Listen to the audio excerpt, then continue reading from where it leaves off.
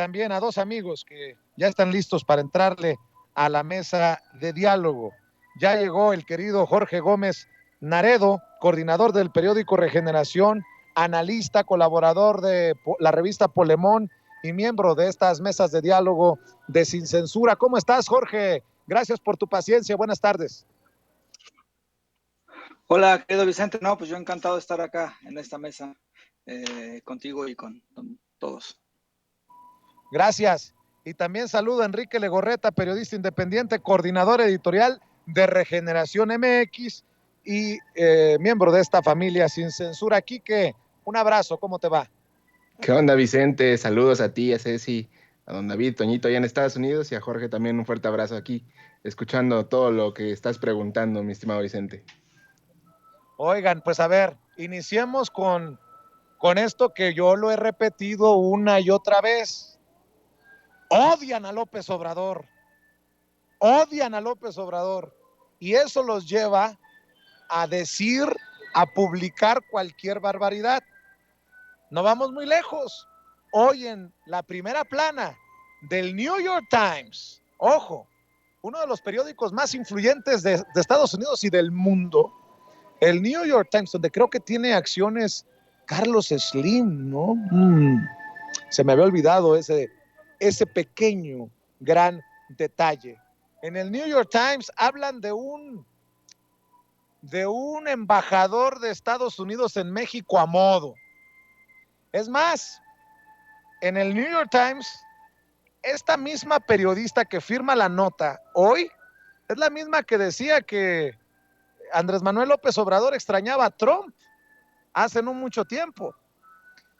Es más, el New York Times llega a tal nivel que defiende el fraude de Felipe Calderón en el 2006.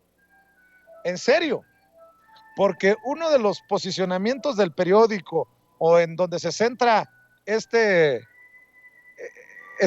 trabajo de información de los reporteros del New York Times, que por cierto también es retomado por quién más, pues por el Pasquín Inmundo, el periódico Reforma, habla de cómo se estaría López Obradorizando, nótese mi sarcasmo, Ken Salazar, para cuestionar incluso esa victoria de Felipe Calderón que muchos consideramos fue fraude y que fue a través del fraude que llegó a la presidencia.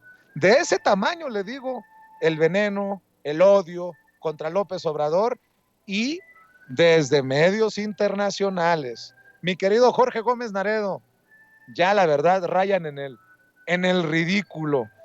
Odiamos a Ken Salazar, cuestionamos a Ken Salazar, ¿por qué? Pues porque es muy cercano a López Obrador. Hijos de la canción, mi querido Jorge. Sí, fíjate que a mí me impresionó, no solamente por el título de la nota, no solamente por lo significativo que es que New York Times critique a Ken Salazar, a un embajador en México por la cercanía con Andrés Manuel López Obrador, sino también por el momento en que se da esto, que es unos días antes de la visita de Andrés Manuel a Estados Unidos, y por el espacio que le dan, porque no es cualquier cosa que lo pongan en primera plana, en la portada, pues, del New York Times. A mí me parece que sí es una cuestión que tiene que ver con el odio, que tiene que ver con que los nubla y que tiene que ver también con el trabajo que ha realizado Andrés Manuel López Obrador. Tú recuerdas que cuando era en campaña y después al principio de su gobierno, la oposición le decía a Andrés Manuel que iba a ser representante de México como presidente a nivel internacional, que no sabía de política internacional, que iba a quedar en ridículo, que incluso pues iba a fracasar porque no hablaba inglés. Lo que hemos tenido pues ha sido una perspectiva y un conjunto de hechos que distan mucho de esas críticas y que distan mucho de este minusvalorar lo que representa Andrés Manuel López Obrador. Uno, porque se ha convertido en un líder de América Latina, porque encabeza una ola ahora de gobiernos progresistas. Dos, porque ha defendido los intereses de toda América Latina. Recuerda lo que sucedió en la cumbre y bueno, pues todo lo que ha significado este revivir una América Latina unida donde, digamos, que sean muchísimo más fuertes las coincidencias que las divergencias, y también ha defendido la soberanía nacional.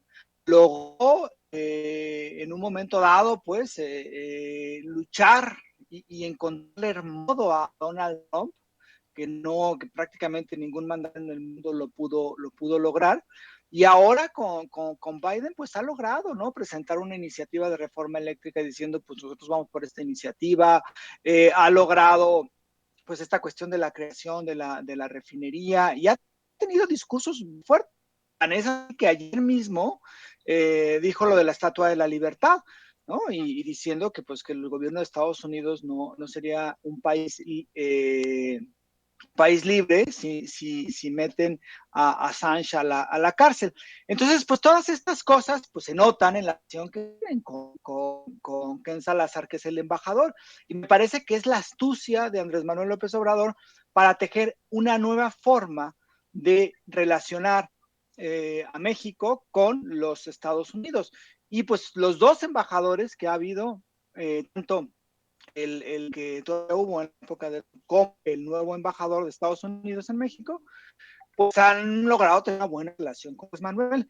Y eso se nota, y ahora esta reacción furibunda por parte del New York Times, que hay que también tener en cuenta que New York Times y que los reporteros del New York Times que están en México tienen vínculos con estas asociaciones de la sociedad civil, en específico con Mexicanos contra la Corrupción. Y una parte del texto, pues, es el enojo también de estas asociaciones civiles. Por ejemplo, narra cómo en una reunión, María Amparo Casar, la directiva, la actual dirigente de Mexicanos contra la Corrupción, prácticamente le reclama a Ken Salazar, y Ken Salazar pone en duda que esta asociación se dedique realmente a luchar contra la corrupción, sino que más bien como lo que todos lo vemos, pues es un ataque sistemático a la administración de Andrés Manuel López Obrador. Entonces yo lo que veo es que las relaciones entre México y Estados Unidos han cambiado, y veo también una gran capacidad de la administración de Andrés Manuel López Obrador, del propio Andrés Manuel López Obrador, para observar que los Estados Unidos es una potencia que viene y que tiene muchísimos problemas, y entonces tiene el presidente mexicano pues una capacidad de lectura geopolítica, y que la está poniendo en práctica, ¿no? Entonces, a mí me parece que detrás de este reportaje están los conservadores de Estados Unidos, que ven cómo México nuevamente retoma soberanía y nuevamente pone como una fortaleza su dignidad, y también que la relación ha cambiado, y yo creo que eso les cuesta muchísimo. Por un lado están estos conservadores, y también por otro lado pues están estas asociaciones, que yo no sé, por ejemplo, a Biden, cómo le quedará que estas asociaciones como Mexicanos contra la Corrupción, que reciben dinero directamente del Departamento de Estados Unidos, pues ataquen, operen para que el New York Times ataque a Ken Salazar, ¿no? Yo no sé si esto es válido, si esto es ético, pero para que eso fue lo que sucedió. Y pues sí, lo que queda es que tenemos un presidente muy capaz para tener una relación más equilibrada con los Estados Unidos.